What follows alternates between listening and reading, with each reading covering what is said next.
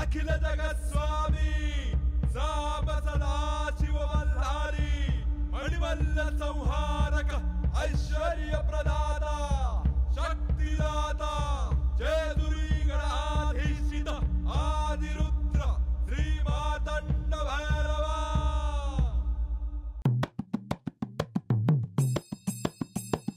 जय देवा जय देवा जय देवा जय देवा जय देवा जय शिव मातंडा।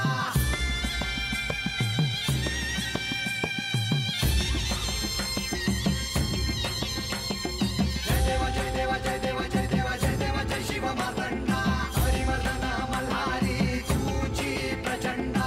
अगडदुम नगारा सोन्याची जेजुरी देव गेले जेजुरा निळा घोडा। अगडदुम नगारा सोन्याची जेजुरी देव गेले जेजुरा निळा घोडा। पाव में तोडा कमरी कर पटा मिहिर मस्तकी तुरा। खोबऱ्याचा कुटका भंडाऱ्याचा भडका बोल अहंकारा सदानंदाचा येळकोट। सदानंदाचा येळकोट। जय देवा जय देवा जय देवा जय देवा जय देवा जय शिव मातंडा। जय देवा जय देवा जय देवा जय देवा जय देवा जय शिव मातंडा। हरिवर्धन मल्हारी तुझी प्रचंडा। जय देवा जय देवा जय देवा जय देवा जय देवा जय शिव मातंडा। हरिवर्धन मल्हारी तुझी प्रचंडा।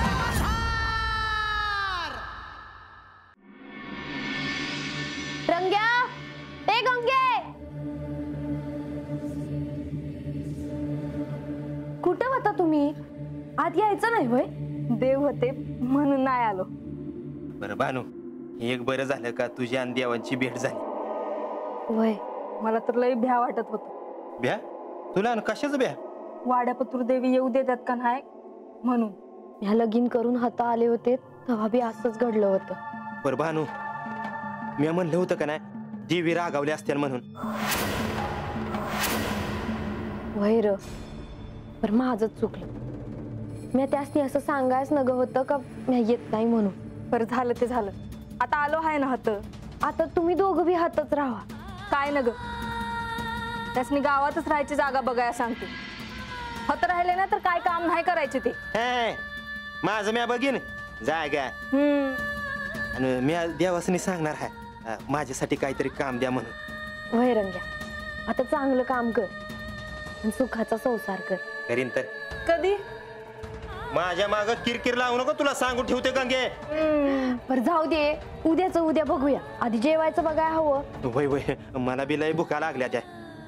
म्या बघते आत काय काय आहे ते। वय चल म्या बी येत। वय चल बघा बघा मी हातच बसतो जेवणाचं बघा तेवढं।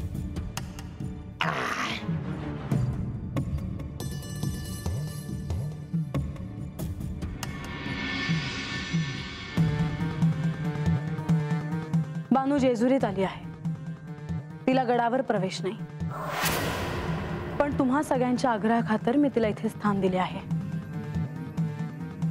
तिला जर या जेजुरीत राहायचे असेल तर माझ्या आज्ञेचे पालन करावे लागेल। हे तिला मान्य आहे ना?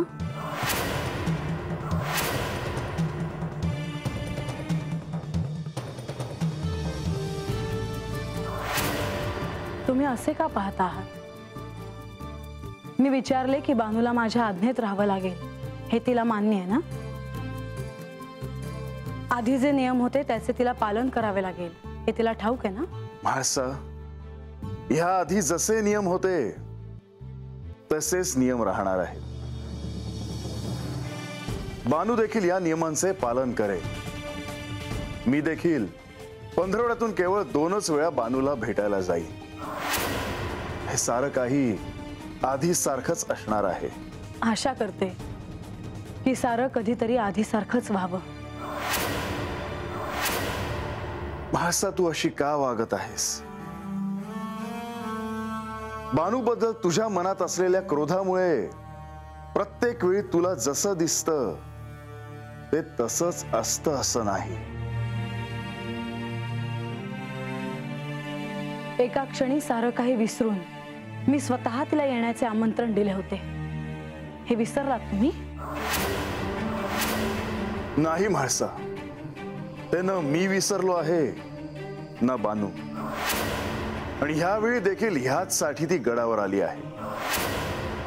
होय म्हाळसा, बानूला तुला भेटायचं होतं. जे काही घडलं त्याबद्दल तुझी क्षमा मागायची होती आणि म्हणूनच ती गडावर आली आहे. माझी क्षमा सगळ्यांसमोर दाखवण्यासाठी नव्हतं ना ते?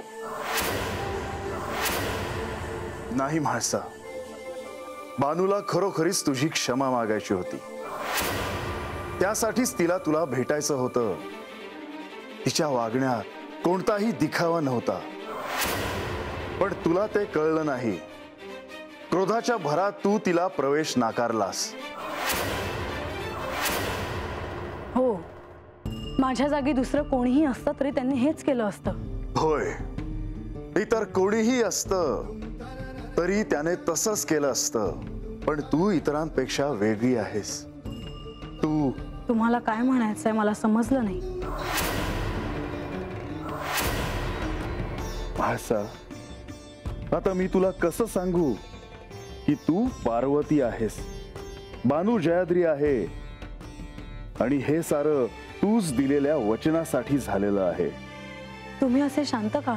म्हाळसा, मी तुला इतकंच सांगेन की हे जे काही झालं ते तू समजून घ्यावं. तू बानूला समजून घ्यावंस. येतो मी वेगळी आहे असं म्हणण्यामागे यांचं काय प्रयोजन असेल?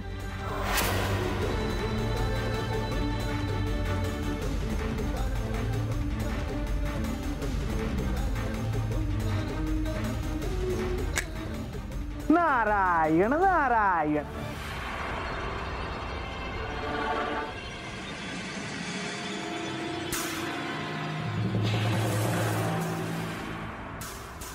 महाराज तुम्ही? शुभम भवत. या वाड्यात मी पुन्हा केव्हा येईन हा विचार माझ्या मनात सतत असायचा. श्री म्हाळसा देवींनी तुला निमंत्रण पाठवले इथे येण्यासाठी. तेव्हाही मला आशा वाटत होती की तू येशील, परंतु तू ते निमंत्रण नाकारले. वय महाराज, चुकलंच जरा माझ. होय बान, परंतु क्षणभर मला असं वाटलं की मी अपयशी ठरले. माझ्या शिष्याला मी काहीच सहाय्य करू शकलो नाही याची जाणीव मला झाली. आणि ही अपयशाची जाणीव मला सतत अस्वस्थ करत राहील. नाही महाराज, अहो तुमची खरंच ह्याच्यात काय बी चूक नाही. चूक माझी आहे. म्यात म्हाळसाताईंनी दिलेल्या अवतानाला होय म्हणाया हवं होतं. असो, जे झाले ते उत्तमच. श्री खंडेरायांना प्राप्त करण्यासाठी तुझे कठोर तप केले, त्यामुळेच तुला श्री खंडेरायांशी विवाह करता. आणि असं असताना ते तुला कधीही अंतर देणार नाही. वय महाराज, आणि आता मी बी जेजुरी सोडून कधी बी जाणार नाही बघा. अर्थात बानू, आता तुला जेजुरी सोडून कुठेही जाता येणार नाही. तसा विचारही मनात आणू नकोस. बानू, आता याच ठिकाणी या जेजुरीत तुझा उद्धार होणार. कितीही संकट आली तरी तुझा उद्धार होण्यापासून कुणीही रोखू शकणार नाही. याच ठिकाणी तुला सत्याचा अंतिम साक्षात्कार होईल. हेच तुझे ध्येय आणि ध्याता.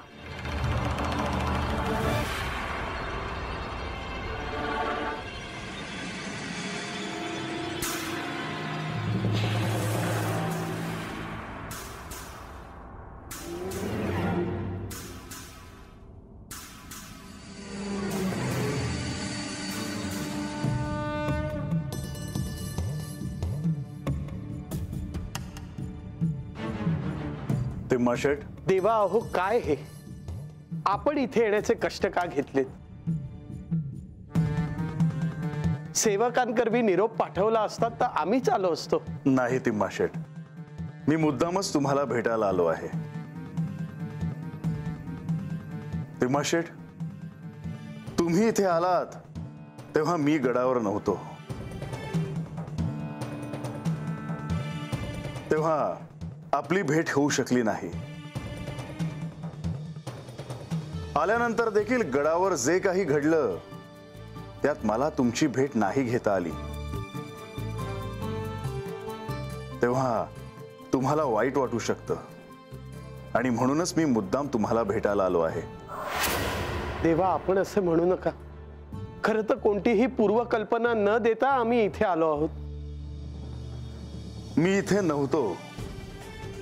केवळ जेजुरीतच नाही तर सर्वत्र माझे भक्त आहेत. माझ्यावर त्यांचे देखील दायित्व आहे आणि ते पार पाडण्यासाठी मला एकांतात जाणे आवश्यक असते. क्षमा असावी, पण एक बोलू का? मला मात्र एका गोष्टीचं वाईट वाटलं. माझ्या मायसेच्या शब्दाला मान नाही हेच खरं. सदैव तिला माघार घ्यावी लागते. अहो, हे काय बोलताय आपण? तिम्मा शेठ, बोलू देत त्यांना. कळू तरी दे त्यांच्या मनात काय आहे ते. तुम्ही मला बोलण्याची संधी दिली, आभारी आहे. आईची व्यथा आहे ही, दुसरं काही नाही. भावनेच्या भरात जर मी काही कमी जास्त बोलून गेले तर मला क्षमा असावी. माझ्याच्या शब्दाला मान नाही असं मी म्हणाले, कारण खरोखरच मला असं वाटतंय की बानूच्या बाबतीत म्हासेला सदैव माघार घ्यावी लागली आहे.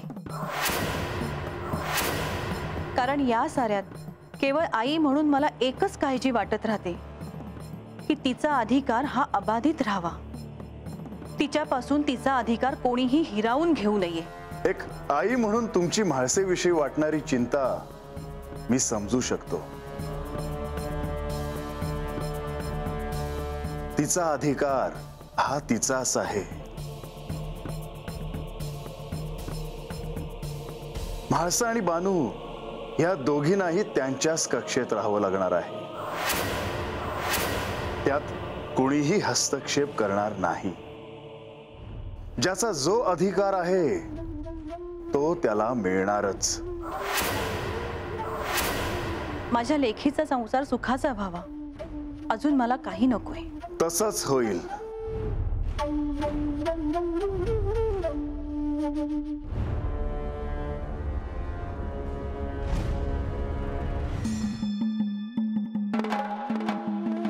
ह्यावेळी मला तुम्हाला एक गोष्ट सांगावीशी वाटते की भविष्यात एक दिवस असा येईल की त्या दिवशी म्हाळसा बानूला स्वतःहून आपलंसं करेल.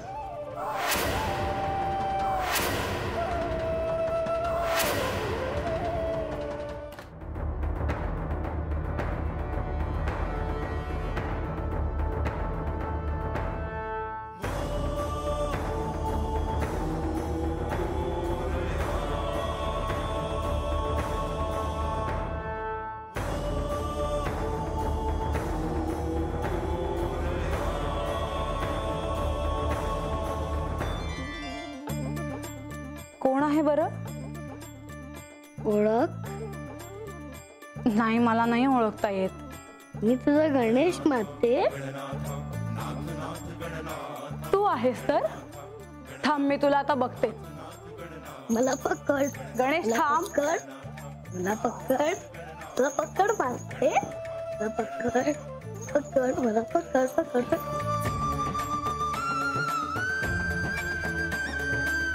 मी तुझ्यावर रागवले आहे. असं का बोलतेस माते?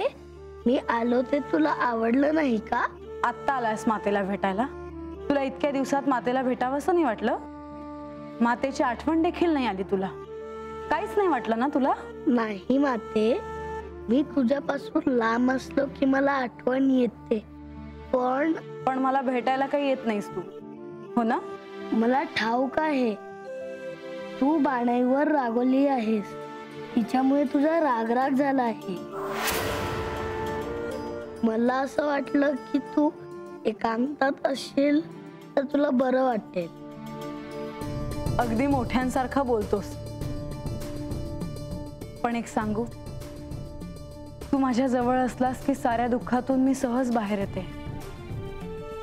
आपोआप सगळी दुःख विसरायला होतात मला. माते, जेव्हा जेव्हा तुला एकटं वाटेल तेव्हा तेव्हा तू मला हाक मार, मी तुला भेटायला येईन. ठाऊक आहे मला. पुन्हा सगळं आधीसारखं शुभ होईल. येतो माते.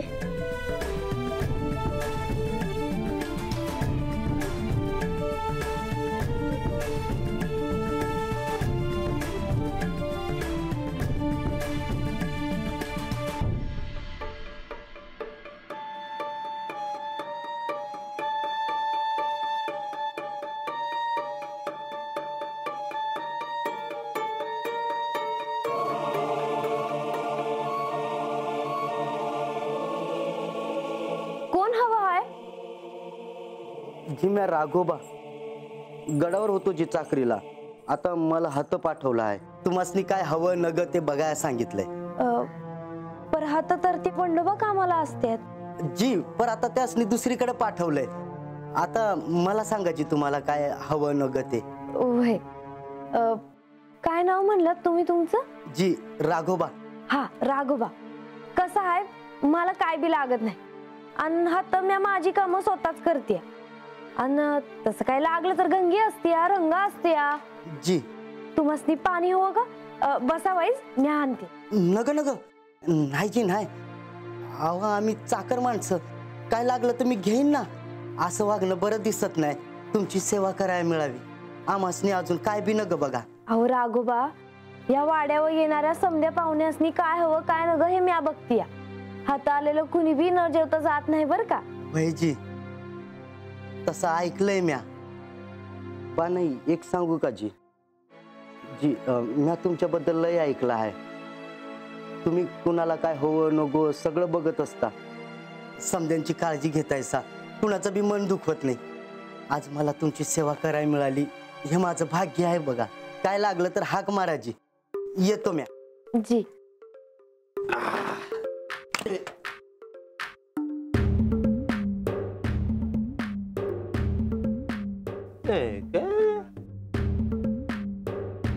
कोण म्हणायचंय? अरे ते हात चाकरी करतात तेच सांगाय आले होते. त्यांचं नाव राघोबा आहे. अरे पण हत ती बंडोबा होत ना. चालायचं आता एवढी मोठी जेजुरी म्हणल्यावर हकडची माणसं तकडची हकड कामाच्या यानं होत असतील नाही का. ती असू दे, पण तुम्ही कुठं गेला होता असा? गावात गेलो होतो आईस.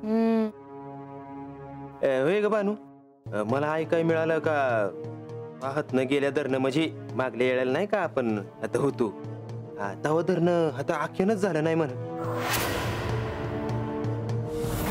तुला कोणी सांगितलं रे? ते गावात गेले होते का नाही माणसं म्हणत होती.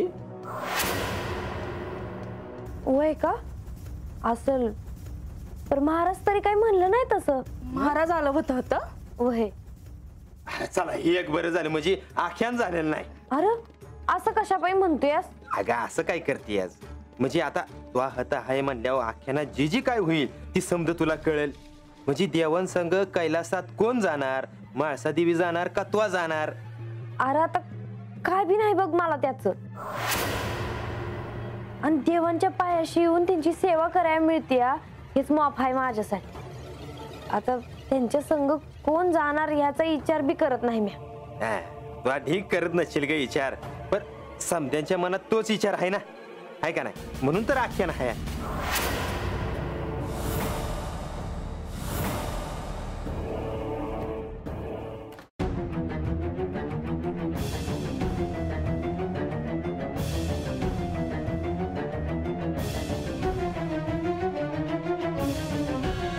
म्हाळसा,